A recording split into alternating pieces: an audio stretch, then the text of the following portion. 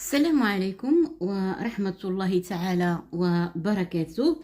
تلامذتي الأعزاء، ثانية بك علوم وأداب، مرحبا بكم. هذا المقدمة اللي نعطيكم لدرس مزوءة المعرفة محور الحقيقة غادي تلقاوه مشروح بالتفصيل في فيديو طويل.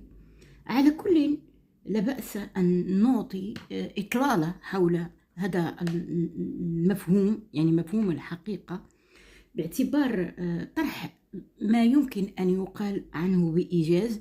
بعدها سنتعمق في الإشكالات المتعلقة به ومواقف الفلاسفة سواء المؤيدين أو المعارضين.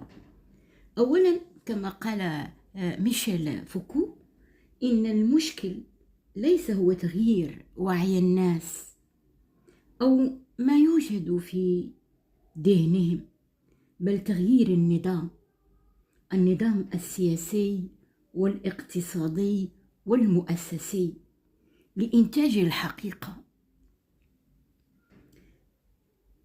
لا يتعلق الأمر بتخليص الحقيقة من كل منظومة سلطة، إذ أن ذلك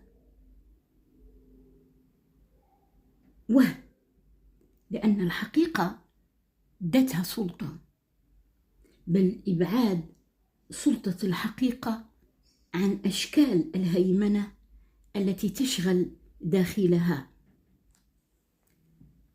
على كل، وكالعادة نحن نعلم على أن يرتبط التفكير الفلسفي في مسألة المعرفة ارتباطا قويا بمفهوم الحقيقة، إذ ظل الاشتغال على قضايا إمكانات المعرفة وحدودها ومعاييرها في مختلف مراحل تاريخ الفلسفة.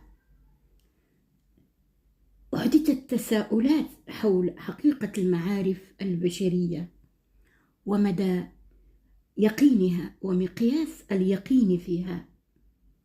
هكذا لا يمكن أن نفكر فلسفيا في إشكالية المعرفة دون التفكير في مفهوم الحقيقة من خلال بعض الأسئلة.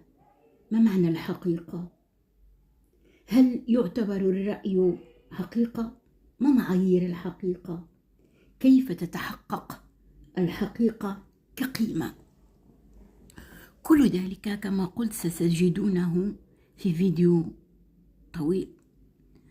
فإلا بنا نشرح شنو هي الحقيقة، هي كل ما تمت البرهنة عليه